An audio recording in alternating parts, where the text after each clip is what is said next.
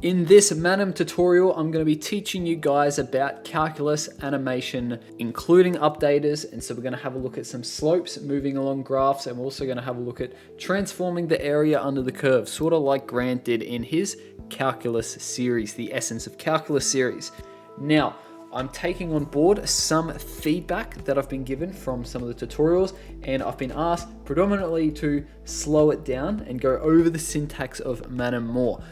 Now, getting into our first animation here, first things first, whenever I'm creating a Python file, I import that stuff here. So this line of code is saying, get everything from Manim. So get all of them objects, so when I write a code, I can access them. Without that, Python's not going to be able to read or interpret anything that you're calling. So make sure that you do that. Now, you want to create a class, give it a name, and you want to inherit from scene, and you want to construct the self. Why do you do that? I don't really know. It just makes it work. So as for why this works, I have no idea. It just does. Now, getting into our calculus animation here, everything that requires a graph, you've got to make that first, because every element that you're calling on the graph needs to be accessed by that. So here I've got plane, and I'm calling a number plane. Right, that's that coordinate system. Okay, you can have an axis, you can have a number plane. I think those are the two only ones. There might be, or there's polar plane, or however you want to visualize your coordinate system. I've called mine plane. So, and you want to do this first, because everything you're going to call graphs onto the plane, you're going to call your slopes, you're going to call your areas, you're going to call all sorts of stuff onto the plane. So you must define that first.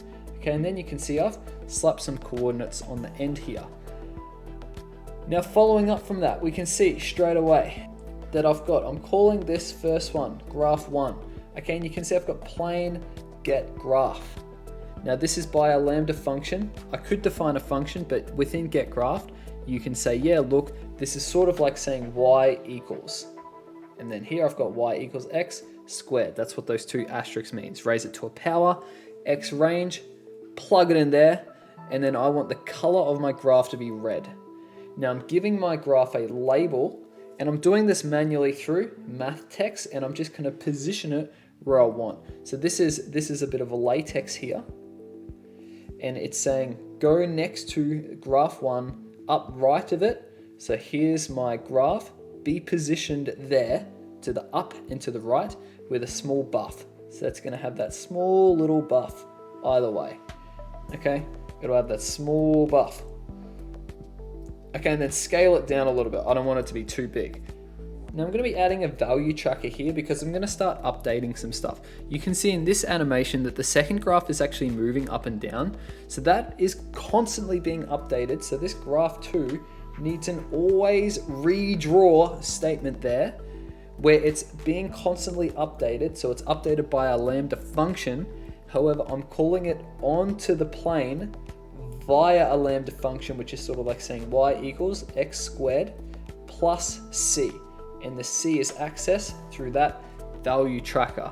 So I'm updating this function, and I'm applying the value tracker such that this is always going to be updating by whatever the value of the value tracker is. And the nice thing with the value tracker is that you play and animate it. And again, you can see for this graph here, I've got again a graph label, and this is moving, so it's always redraw. Always redraw means if you want it to be moving on the screen, you've got to add that, because Manim needs to read that you want this thing to constantly update. Otherwise, it's static.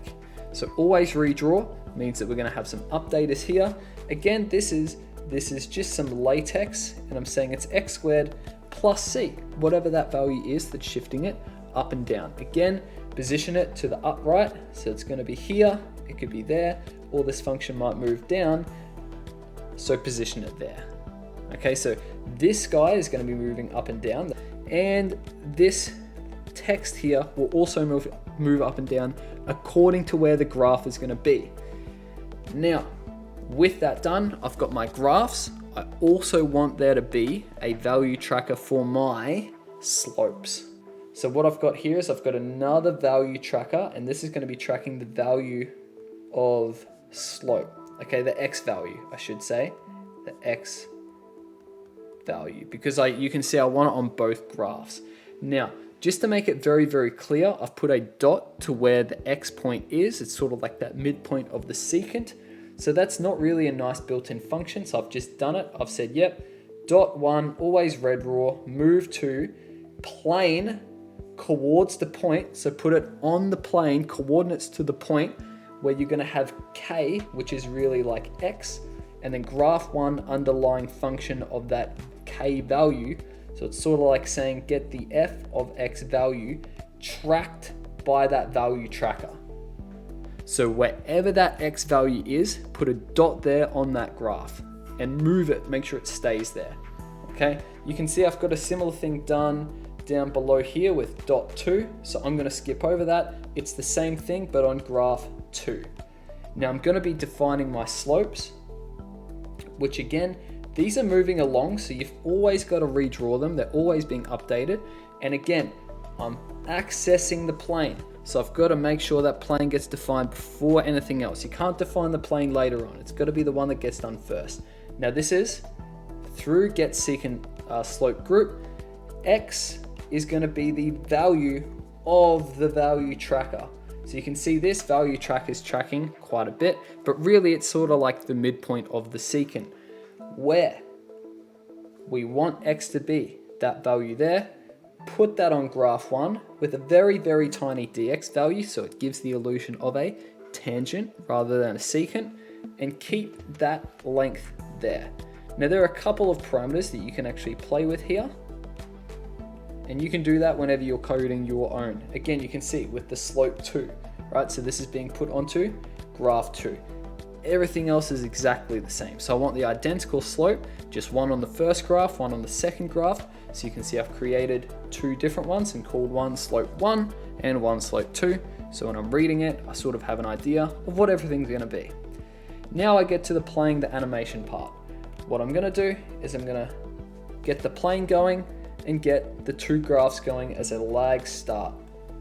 So once all that's done, I want to add this stuff. So this is self-add. It's not going to animate anything out. So I'm saying put the slopes on, put the dots on, and put the graph labels on.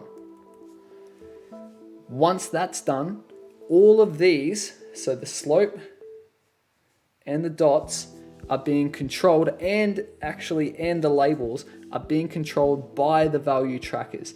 So you can see here I've got K, animate set value equal to 0, and make the C value equal to 2, give it a runtime of 5, and give it a linear rate function. So everything, it goes from -3 to 0 for moving along the x-axis there in the same motion, right? This is nice because I've got my function from -3 all the way up to 3. So 0 is sort of like my halfway point. And so I want it to go from there, take 5 seconds, and simultaneously the graph is going to be shifting up. So as these slopes are moving, this graph is shifting up by that second value tracker. Remember, this C is just utilizing the quadratic there, x squared plus C. And everything, you can see everything is behaving exactly how it should. And then for the second part of this animation, we've got K, set it equal to 3, and C, move it back down. So go from whatever it was up to 2, and then go back to -2. You can see it's got the same time as this one here, because I've gone from -3 to 0, now to 0 to 3, and the rate func is linear. There's no weighting in between these two. So that's gonna give that effect to make it look like, all right, this is just acting as one smooth play sequence there. Then once that's done, we wait. So there's quite a bit going on with this code, but hopefully that kind of outlines how you want to use your updaters and your value trackers. The second animation that I want to illustrate over is the area under the curve. This one's a little more basic than the first one that we've gone through. Okay, firstly, again, call on the axis. Everything is called onto the axis. So put in your parameters, you can see your graph, axis, get graph. So that's putting whatever this graph is, which is just some polynomial, onto that axis. All right, give it an X range, give it a color, add the stuff to the scene. So I don't want to animate any of that out. Now this is really where all the power is happening. I want to make the illusion that the rectangles are kind of just transforming into one another and giving the kind of idea that as you approximate the width of the rectangles to be equal to 0, then you're going to get the exact area. And so the way that we're going to do that is through transforming. Now we're transforming from rectangles to rectangles to rectangles. So we need to have different, I guess you can have lots and lots of mobjects of rectangles. And so they're created when you set up this DX list. Okay, so you can see the first lot of rectangles I'm going to have has DX of 1, then a half, then 0.3, then 0.1, then 0.05, and you can change those numbers to whatever you want. Okay, then I'm going to create my rectangles, and this is a vector group because I'm going to be creating a whole lot of them. Again, these are Riemann rectangles called onto the axis, which is again why it's important to give your axis first, then call the stuff on, put it onto the graph, this graph here. This is the X range because I want to match there. Stroke width, I like to keep pretty much the illusion that there's no stroke width around the rectangle because when they get really thin, it doesn't really look as nice. So I kind of just set the stroke width equal to 0 or 0.1 and the stroke color to white. So it kind of just blends in nicely. And you can see the DX value is DX for DX and DX list. So what this is going to do is it's going to make 1, 2, 3, 4, 5, 6, 7 different Riemann rectangles, and they can be accessed through rectangles,